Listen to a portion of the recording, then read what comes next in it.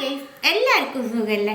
ഇന്നത്തെ നമ്മുടെ റെസിപ്പി നാടൻ പലഹാരമാണ്. പക്ഷേ ഈ നാടൻ പലഹാരം തന്നെ കുറച്ച് വെറൈറ്റി ആയിട്ടാണ് നമ്മൾ റെഡിയാക്കാൻ പോണത്.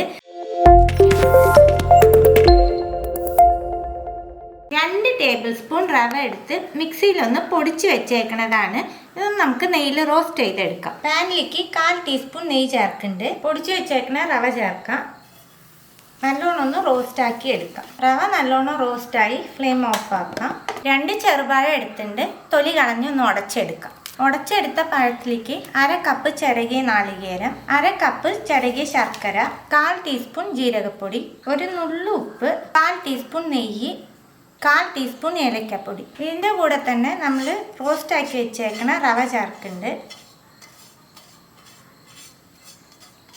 ഇതെല്ലാം നല്ലോണം മിക്സ് ചെയ്തെടുക്കാം. പഴത്തിൻ്റെ മിക്സ് നല്ലോണം കുഴച്ചെടുത്തിട്ടുണ്ട്. 2 ഇല എടുത്ത് വാട്ടി അതിൽ നെയ്യ് തേച്ച് വെച്ചേക്കുന്നതാണ്. ഈ മിക്സ് അതിലേക്ക് വെച്ച് കൊടുക്കാം.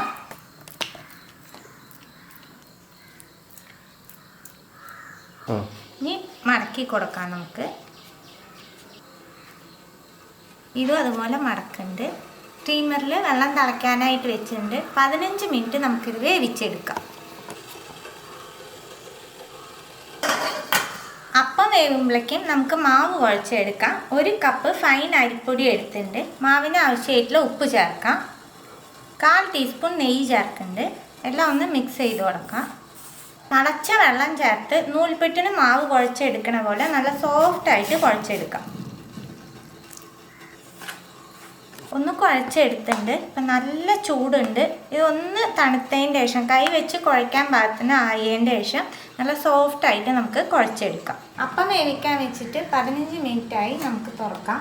മാറ്റി ഒന്ന് തണുക്കാനായിട്ട് വയ്ക്കാം. മാവ് നല്ല സോഫ്റ്റായിട്ട് കുഴച്ചെടുത്തുവിട്ടാൽ നമുക്കിത് നൂൽപ്പെട്ടിൻ്റെ അച്ചിലേക്ക് വെച്ച് കൊടുക്കാം. ഞാൻ സ്റ്റീമറിലേക്ക് ഇല വെച്ച് കൊടുത്തിട്ടുണ്ട്.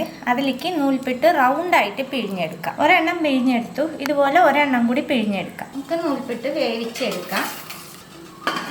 നൂൽപ്പെട്ട് റെഡിയായി ഉണ്ടാവും. ഇനി നമുക്കൊരു മിക്സ് റെഡിയാക്കണം. 1/4 ടീസ്പൂൺ നെയ്യ് ചേർക്കുന്നുണ്ട്. 1/2 കപ്പ് നാളികേരം ചിരകിയത്. നാളികേരം ഒന്ന് ചൂടാക്കി എടുക്കാം. നാളികേരം ചൂടാകുമ്പോൾ തന്നെ ഇതിലേക്ക് 1/2 കപ്പ് അവിലും ചൂടാക്കി എടുക്കാം. നമുക്ക് നാളികേരം അവിലും ചൂടാകുമ്പോൾ ഇതിലേക്ക് 1/4 കപ്പ് ചിരകിയ ശർക്കര ചേർക്കുന്നുണ്ട്.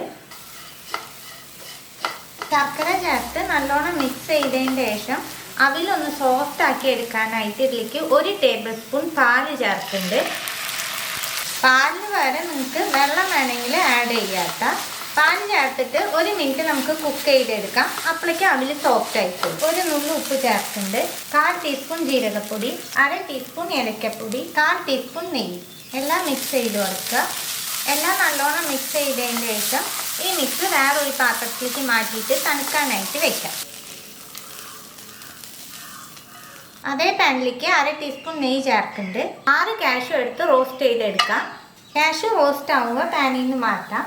അതേ നെയ്യിലേക്ക് 6 സ്ലൈസ് പഴം ചേർക്കുന്നുണ്ട്. നേന്ത്രപ്പഴമാണ് ചേർക്കുന്നത്. പഴത്തിൻ്റെ മുകളിൽ കുറച്ച് ശർക്കര ചിരകിയിട്ടിട്ട് കൊടുക്കുന്നുണ്ട്. ഇത് ഞാൻ വീഡിയോയിലായ കാരണമായിട്ടാ എല്ലാ സ്റ്റെപ്പും നിങ്ങൾക്ക് കാണിക്കുന്നത്. നിങ്ങൾ വീട്ടിലുണ്ടാക്കുമ്പോൾ ഇതിൽ ഓരോ സ്റ്റെപ്പും തലേ ദിവസം റെഡിയാക്കി വയ്ക്കുക, അല്ല അതിൻ്റെ മുമ്പ് റെഡിയാക്കി ഫ്രിഡ്ജിൽ എടുത്ത് വെച്ചിട്ട് നമുക്ക് പെട്ടെന്ന് നൂൽപ്പെട്ട് ഉണ്ടാക്കിയിട്ട് ഈ സംഭവങ്ങൾ റെഡിയാക്കി എടുക്കാൻ പറ്റൂട്ട. നെയ്യിൽ നല്ലോണം റോസ്റ്റാക്കി എടുക്കണം. നമുക്ക് പഴം നല്ലോണം റോസ്റ്റായി നെയ്യിൽ പാനിൽ നിന്ന് മാറ്റുന്നുണ്ട്. എല്ലാം റെഡിയായി. നമ്മൾ പലഹാരം സെറ്റ് ചെയ്യാൻ പോവുകയാണ്. ഫസ്റ്റ് നമ്മൾ അവൻ്റെ മിക്സ് റെഡിയാക്കിയില്ലേ, അത് ഒരു ഇലയിലേക്ക് ഇട്ട് കൊടുക്കുന്നുണ്ട്.